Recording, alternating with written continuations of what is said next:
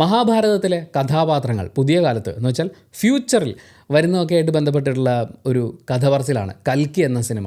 എന്നാൽ രാമായണത്തിലെ വളരെ പ്രധാനപ്പെട്ട ഒരു പോർഷൻ, ഒരു നാടിൻ്റെ നിലവിലുള്ള അവസ്ഥ, അവിടുത്തെ സാഹചര്യം, അതിനെ ലോകം മുഴുവൻ നോക്കിക്കാണുന്ന രീതി, അതൊക്കെ വെച്ചുകൊണ്ട് അതിഗംഭീരമായി പറയാൻ ശ്രമിക്കുന്ന ഒരു സിനിമയാണ് പാരഡൈസ്. ഒരു സൈഡിൽ കൊമേഴ്ഷ്യൽ എലമെൻറ്റുകളൊക്കെ ആയിട്ട് മഹാഭാരതത്തിലെ കഥാപാത്രങ്ങൾ, മറ്റൊരു സൈഡിൽ ലോകം മുഴുവൻ കാണേണ്ട, അറിയേണ്ട, പ്രതികരിക്കേണ്ട വിഷയങ്ങളൊക്കെ അവതരിപ്പിച്ചുകൊണ്ട് രാമായണം.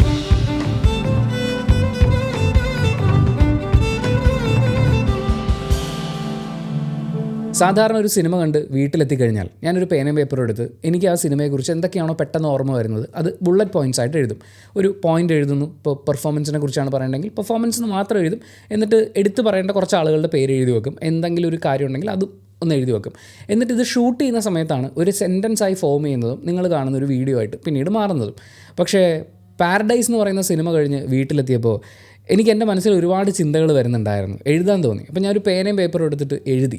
എനിക്ക് തോന്നുന്നു ഞാൻ സാധാരണ ഷൂട്ട് ചെയ്യുന്ന പോലെ ഒരു സ്കെൽറ്റൻ പോലത്തെ കോണ്ടൻറ്റ് എടുത്തു വെച്ചിട്ട് വായിച്ചു കഴിഞ്ഞാൽ അതിനോടൊരു നീതി പുലർത്താൻ പറ്റില്ല എന്ന്. അതുകൊണ്ട് ഞാനിതങ്ങ് വായിക്കുകയാണ്. അടിസ്ഥാന ആവശ്യങ്ങൾക്ക് പോലും സമരം ചെയ്യേണ്ട ഘട്ടത്തിലെത്തിയ ഒരു ജനത, ഭരണകൂടത്തിൻ്റെ നിസ്സംഗതയും പോലീസിൻ്റെ അനീതികളും പട്ടിണി കിടക്കുന്നവന് ജീവശ്വാസം വരെ നഷ്ടമാകുന്ന അവസ്ഥയിലെത്തിക്കുന്നു. അവിടെ സർവൈവ് ചെയ്യുന്ന, ആരാലും തോൽപ്പിക്കപ്പെടാത്ത ഒന്നേ ഒന്ന് പ്രകൃതിയാണ്. ആ സൗന്ദര്യം മാത്രമാണ് അവിടെ അവശേഷിക്കുന്നത് എന്ന് തോന്നും. എന്തെങ്കിലും ഒന്ന് വിറ്റ് ഒരു നേരത്തെ വിശപ്പടക്കാൻ ശ്രമിക്കുന്ന കുഞ്ഞുങ്ങളടക്കം അവിടെയുള്ള എല്ലാത്തിനെയും ഒരു കൗതുകമായി മാത്രം കാണാൻ കഴിയുന്ന ഒരേ ഒരു ജീവിയെ ഈ ഭൂമിയിലുള്ളൂ. ആ പ്രശ്നങ്ങളൊന്നും ബാധിക്കാത്ത സ്വാർത്ഥരായ മറ്റു മനുഷ്യർ. അങ്ങനെയുള്ള 2 പേര് മേൽ പറഞ്ഞ പോലൊരു സ്ഥലത്തേക്ക് വിനോദയാത്ര പോവുകയാണ്. ചിലവ് കുറവാണ്. കൊടുക്കുന്നത് അവർ നിരന്ന് നിന്ന് വാങ്ങി പണിയെടുത്തു തരും. കാഴ്ചകൾ കൊണ്ട് മനോഹരവും ജോലിക്കാരായി നിൽക്കാൻ ഏറെ മനുഷ്യരും. സ്വർഗമല്ലേ? That's paradise. ശ്രീലങ്കയിലേക്ക് പോയ കേശവും അമൃതയും അവരുടെ 5 വർഷത്തെ ദാമ്പത്യം സെലിബ്രേറ്റ് ചെയ്യാൻ പോവാണ്. തിരികെ എത്തുന്ന സമയത്ത് കേശവിന് രാജകീയമായി ജീവിക്കാനുള്ള സൗകര്യങ്ങൾ റെഡിയായിരിക്കുകയാണ്. പക്ഷേ ലങ്കയിൽ വെച്ച് അവർക്ക് ഏറ്റവും പ്രധാനമായ ഒന്ന് നഷ്ടമാവുന്നു. കേശവനും അമൃതയും അത് അന്വേഷിക്കുകയാണ്. അതിനുവേണ്ടി അവരോടൊപ്പം ഒരു സേന തന്നെ ചേരുന്നുണ്ട്. അവർക്ക് ആ നഷ്ടപ്പെട്ടത് നേടിയെടുത്ത് ലങ്ക വിടാൻ പറ്റുമോ? അവരിൽ നിന്ന് അത് കവർന്നെടുത്ത ആൾക്കാർ പിടിക്കപ്പെടുമോ? ശിക്ഷിക്കപ്പെടുമോ? ഇതാണ് പാരഡൈസ് എന്ന് പറയുന്ന സിനിമ. ഇതിൻ്റെ സ്റ്റോറി വളരെ സിമ്പിളാണ്.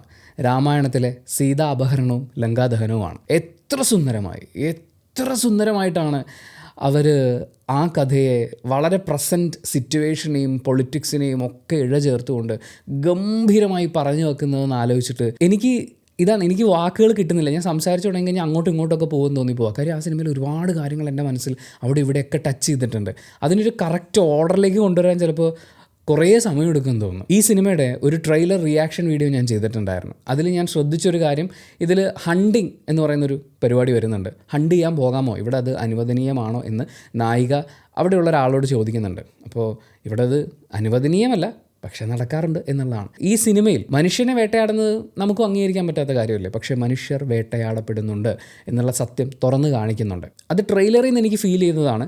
സിനിമയിലേക്ക് വരുമ്പോൾ അതിൻ്റെ ഇൻറ്റൻസിറ്റി എത്ര ഭീകരമായിട്ടാണ് അവർ കാണിച്ചിരിക്കുന്നതെന്നറിയോ? ലങ്കയുടെ അവസ്ഥ എന്താണ്, ഈ കഥ നടക്കുന്ന സമയത്തുള്ള അവസ്ഥ എന്താണ്, അവിടുത്തെ ജനങ്ങളുടെ ആവശ്യങ്ങൾ എന്തൊക്കെയാണ്, ഇതിനെയൊക്കെ വളരെ രസമായിട്ട് ഇങ്ങനൊരു സമയത്ത് എന്തിനിവർ ലങ്കയിലേക്ക് പോയി എന്ന് പറയുന്ന കാര്യമൊക്കെ വളരെ ബ്യൂട്ടിഫുള്ളായിട്ട് നമ്മുടെ മുന്നിലേക്ക് പറഞ്ഞു വെക്കുന്നുണ്ട്. അങ്ങോട്ട് പോകുന്ന ആൾക്കാരുടെ കൂടെയാണ് സത്യത്തിൽ സിനിമ തുടങ്ങുമ്പോൾ നമ്മളുള്ളത്. ഇതിൻ്റെ ക്യാമറ മൂവ്മെൻറ്റ്സും അവരെടുത്തു വെച്ചിരിക്കുന്ന വിഷ്വൽസും അതിഗംഭീരമാണ് കേട്ടോ.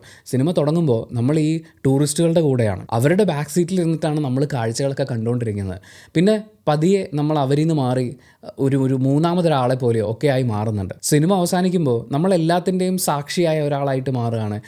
അത് അവസാനിപ്പിച്ചിരിക്കുമ്പോൾ അവർ യൂസ് ചെയ്തിരിക്കുന്ന ടെക്നിക്ക്, ക്യാമറയുടെ പ്ലേസ്മെൻറ്റ് എന്ത് രസമാണെന്നറിയോ അത്. ആൻഡ് ഇവരിതിൽ കണക്ട് ചെയ്തിരിക്കുന്ന സ്റ്റോറിയും പറയാൻ ശ്രമിക്കുന്ന പൊളിറ്റിക്സും അതിനെ ഒരുമിച്ച് ചേർത്തിരിക്കുന്ന രീതിയൊക്കെ കാണുമ്പോൾ ഭയങ്കര റെസ്പെക്റ്റ് ഫീൽ ചെയ്യും സിനിമയോട്. നമ്മൾ രാമായണം എടുത്തു നോക്കുമ്പോൾ അവിടെ യഥാർത്ഥ കഥ എന്താണ്, അല്ലെങ്കിൽ ശരിയായ വേർഷൻ ഏതാണ്? 3000-ലധികം വേർഷനുകളുള്ള ഒരു കഥയാണ് രാമായണം എന്ന് പറയുന്നത്.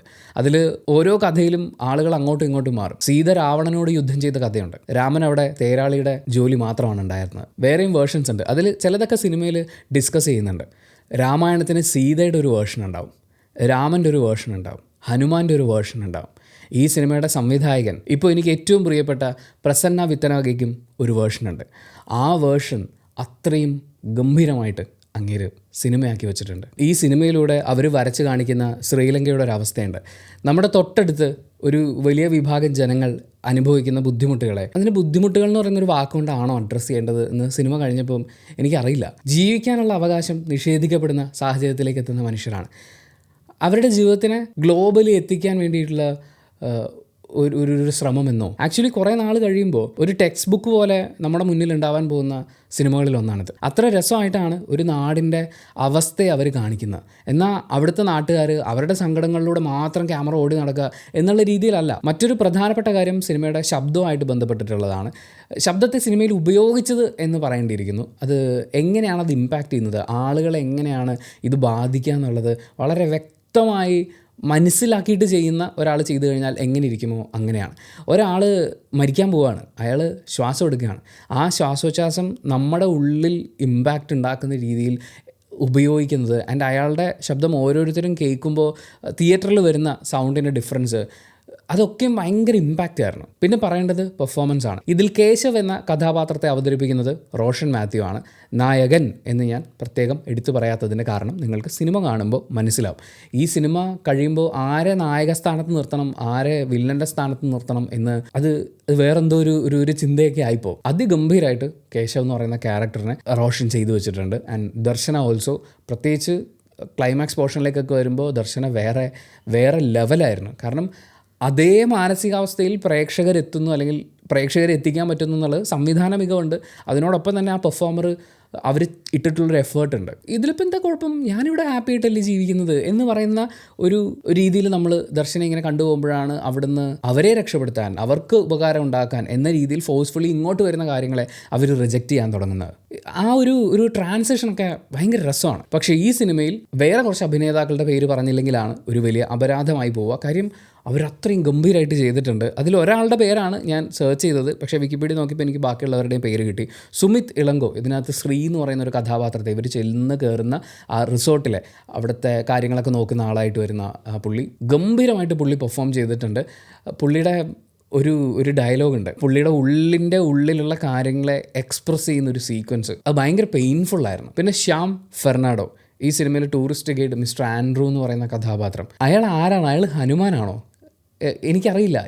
ഈ കഥ നമ്മൾ എടുത്ത് നോക്കുമ്പോൾ ഇതിൽ ആരാണ് ഏതാണ് എന്നൊക്കെ നമുക്ക് സംശയം തോന്നുന്ന പോലെയാണ്.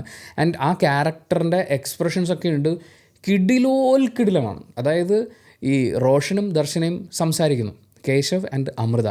കേശവൻ എന്നുള്ളത് വിഷ്ണുവിൻ്റെ ഒരു നാമമാണ്, അമൃത സീതയുടെ മറ്റൊരു പേരാണ്, ആൻഡ്രൂ എനിക്കറിയില്ല. പക്ഷേ ഇവരുടെ ഈ കോൺവെർസേഷൻ ഇടയ്ക്ക് അയാൾ ജീവിക്കുന്ന നാടിനെക്കുറിച്ച്, അയാൾ ഉൾപ്പെടുന്ന ജനവിഭാഗത്തെക്കുറിച്ച് വളരെ നല്ല കാര്യങ്ങൾ പറയുകയും എന്നാൽ അതേസമയം പുച്ഛത്തോടുകൂടി സംസാരിക്കുകയും ഇതൊക്കെ ചെയ്യുമ്പോൾ ഇയാളുടെ ഫേസ് നമ്മൾ കാണുന്നുണ്ട്. അത് ഓരോ ഘട്ടത്തിലും അയാൾക്ക് എങ്ങനെ ഫീൽ ചെയ്യുന്നു എന്നുള്ളത് നമുക്ക് മനസ്സിലാവുകയും ആ ഫീലിംഗ് കാണുമ്പോൾ നമുക്കതിവിടെ കൊള്ളും. അയാൾ വേറെ ലീഗാണ്. ആൻഡ് ഈ സിനിമയിലെ എന്താ പറയുക, ദി ബെസ്റ്റ് എന്ന് എനിക്ക് ഫീൽ ചെയ്ത ആൾ അവിടുത്തെ പോലീസുകാരനാണ്, സർജൻ ഭണ്ഡാര. അദ്ദേഹത്തിൻ്റെ പേര് മഹേന്ദ്ര പെരേര എന്നാണ് കൊടുത്തിട്ടുള്ളത്. അയാളെ ഉണ്ടല്ലോ ആ നാട്ടിൽ നിർത്തരുത്, പൊക്കിയെടുത്ത് ഇങ്ങോട്ട് കൊണ്ടുവരണം. അങ്ങേര് ഭീകരൻ, അടിപൊളി പെർഫോമറാണ്.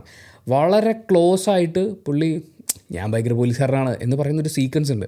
അതിനെ എനിക്കറിയില്ല, നമുക്ക് കോമഡി ആയിട്ട് വേണമെങ്കിൽ ചെയ്യാമായിരുന്നു, അല്ലെങ്കിൽ വളരെ സീരിയസ് ആയിട്ടുള്ളൊരു സാധനത്തിൽ ചെയ്യാമായിരുന്നു. പക്ഷേ ഇദ്ദേഹം ചെയ്തിരിക്കുന്ന സ്കെയിലുണ്ടല്ലോ, നമ്മൾ ഈ ഭാഷ അറിയാത്ത നാട്ടിലൊക്കെ ചെല്ലുമ്പോൾ അവിടെ ചില പോലീസുകാരുണ്ടാവുമല്ലോ നമ്മളെ സഹായിക്കാം എന്ന് പറഞ്ഞ് കൂടെ നിൽക്കുന്ന, അയ്യോ അതിൻ്റെയൊക്കെ ഒരു ഫോട്ടോസ്റ്റാറ്റ് കോപ്പി എടുത്ത് വെച്ചതുപോലെ.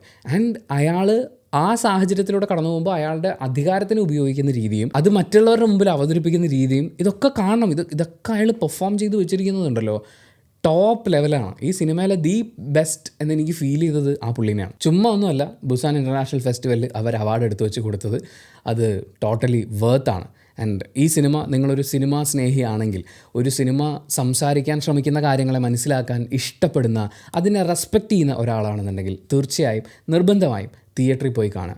ആൻഡ് എനിക്കൊരു ചെറിയ കാര്യം കൂടി പറയാനുണ്ട്. ആ കാര്യം കേൾക്കുമ്പോൾ ഇവനിങ്ങനെ ആളുകളെ ജഡ്ജ് ചെയ്യുന്നുണ്ടോ എന്ന് ചിലപ്പോൾ നിങ്ങൾക്ക് തോന്നിയേക്കാം. പക്ഷേ അവനവരിടുന്ന വസ്ത്രം കൊണ്ട്, മേക്കപ്പ് കൊണ്ട്, സംസാര രീതി കൊണ്ട് ഒക്കെ ഞാൻ ഇന്നയാളാണ്, ഞാൻ ഇങ്ങനെയാണ് എന്നൊക്കെ പ്രിറ്റൻഡ് ചെയ്യാൻ ശ്രമിക്കുന്ന ആൾക്കാരുടെ ലോകത്തിൽ ചില കാര്യങ്ങളൊക്കെ കാണുമ്പോൾ ആരായാലും ജഡ്ജ് ചെയ്തു പോകും. ഞാൻ തിയേറ്ററിലേക്ക് ചെന്ന് കയറുമ്പോൾ ഒരു ഫുൾ റോ നിറച്ച് പിള്ളേർ സെറ്റ് ഇരിക്കുകയാണ്. ഒരു 10-23 വയസ്സിൽ താഴെയുള്ള ആളുകളാണെന്ന് നമുക്ക് കണ്ടാൽ തോന്നും. പെൺകുട്ടികളാണ് കൂടുതലും ഉള്ളത്. അപ്പം ഞാൻ നല്ല ക്രൗഡൊക്കെ ആണല്ലോ എന്ന് തോന്നി. ഈ സിനിമ സംസാരിക്കുന്ന ഒരു പൊളിറ്റിക്സ് എന്നൊക്കെ പറയുന്നത് അത്രയും വാല്യൂ ഉള്ളതാണ്. അപ്പോൾ അത് കാണാൻ വേണ്ടി തിയേറ്ററിൽ വന്നിരിക്കുന്ന ആ പ്രായത്തിലുള്ള ആളുകൾ എന്ന് പറയുമ്പോൾ നമുക്ക് റെസ്പെക്റ്റ് ആണല്ലോ തോന്നുക. തിയേറ്ററിൽ കയറിയിരുന്ന് ഞാൻ അവരുടെ ഫ്രണ്ടിലത്തെ റോയിലൊരു സീറ്റിലാണ് ഇരുന്നത്. ഇത് വെറുപ്പിച്ചിട്ട് വെറുപ്പിൻ്റെ പരകോടിയിലെത്തിച്ചു. ഒന്ന്, ഇതിന് സബ് ടൈറ്റിൽ ഉണ്ടാവുമോ ഇല്ലയോ എന്ന് അവർ ബെറ്റ് വെക്കുക. അങ്ങ് അറ്റത്തിരിക്കുന്ന ആൾ ബെറ്റ് വെക്കുന്നത് എനിക്ക് ഇവിടെ ഇരുന്ന് കേൾക്കാം. എനിക്കെന്നല്ല, ആ തിയേറ്ററിലിരിക്കുന്ന എല്ലാവർക്കും കേൾക്കാം. എന്നിട്ട് ഇവർ പൊട്ടിച്ചിരിക്കുന്നു, കൗണ്ടർ അടിക്കുന്നു. അവർ കാണാൻ വന്നത് റോഷനും ദർശനയുള്ള എന്തോ ഒരു പ്രേമ കഥയാണ്. അത് പടം തുടങ്ങി ഏകദേശം സമയമായപ്പോൾ അവർക്ക് മനസ്സിലാവുകയും ചെയ്തു. ഞാൻ കേൾക്കുന്ന വാക്കുകൾ താങ്ക മുടിയല്ലേ, എന്താ ഇത്, അവർക്ക് ഇഷ്ടപ്പെട്ടിട്ടില്ല. നിങ്ങൾക്ക് ഇഷ്ടപ്പെട്ടിട്ടില്ലെങ്കിൽ ഇറങ്ങിപ്പോവാം. ഇനി അതല്ല, നമ്മൾ പൈസ കൊടുത്തു പോയി എന്തായാലും ഇവിടെ ഇരിക്കണമല്ലോ എന്ന് വിചാരിച്ചിട്ട് ഇരുന്ന് കണ്ടു തീർക്കാനാണെങ്കിൽ കണ്ടു തീർക്കുക. ബാക്കിയുള്ളവൻ്റെ പൈസയെ, സമയത്തിന്, എഫേർട്ടിനെ ഈ പുല്ല് വില കൊടുക്കുന്ന പോലെ അവിടെ ഇരുന്ന് കൊണയടിക്കരുത്. ആദ്യമായിട്ടാണ് തിയേറ്ററിൽ എണീറ്റ് നിന്ന് ഞാൻ പ്ലീസ് എന്നവരോട് പറയേണ്ട ഒരു സാഹചര്യം ഉണ്ടാകുന്നത്. സാധാരണ നമ്മൾ ആൺകുട്ടികൾ കൂടുതലുള്ളൊരു സംഘത്തിലാണ് ഇത് സംഭവിക്കുക. ഇത് പെൺകുട്ടികൾ കൂടുതലുള്ളൊരു സംഘമായിരുന്നു. അതിൽ ആൺപെൺ വ്യത്യാസമൊന്നും ഇല്ലാതെ നമ്മൾ ഈ കൗണ്ടറും ശബ്ദമൊക്കെ കേൾക്കുന്നുണ്ട്. അത്ര മോശം ഒരു ഓഡിയൻസിൻ്റെ കൂടെ ഇരുന്നിട്ടാണ് ഞാൻ ഈ സിനിമ കണ്ടത്. അപ്പോൾ അതിൻ്റെ കൂടെ ചേർത്ത് വെക്കാനുള്ളത്, ഫ്രണ്ട്സിൻ്റെ കൂടെ ഇരുന്ന് കൗണ്ടർ അടിക്കാൻ വേണ്ടിയിട്ടാണെങ്കിൽ ഈ സിനിമയ്ക്കൊന്നും കയറരുത്. ഇത് കാണാൻ കയറുന്ന കുറച്ചാണെങ്കിൽ പോലും സിനിമയെ ഇഷ്ടപ്പെടുന്ന, ബഹുമാനിക്കുന്ന, പെർഫോമൻസുകളെ കണ്ടു കഴിഞ്ഞാൽ കോരിത്തെരിപ്പുണ്ടാവുന്ന, ആ ഫിലിം മേക്കർ എടുത്തു വെച്ചിരിക്കുന്ന കാര്യത്തിനെ മനസ്സിലാക്കാനും റെസ്പെക്റ്റ് ചെയ്യാനും പറ്റുന്ന ആളുകളൊക്കെ ഉണ്ട്. അവരെ വെറുപ്പിച്ച് തിയേറ്ററിൽ കയറ്റാതാക്കരുത്. Thank you so much for watching this video. Video ഇഷ്ടപ്പെട്ടാൽ ലൈക്ക് ചെയ്യുക, കമൻറ്റ് ചെയ്യുക, ഷെയർ ചെയ്യുക, സബ്സ്ക്രൈബ് ചെയ്യുന്ന കാര്യം പരിഗണിക്കുക.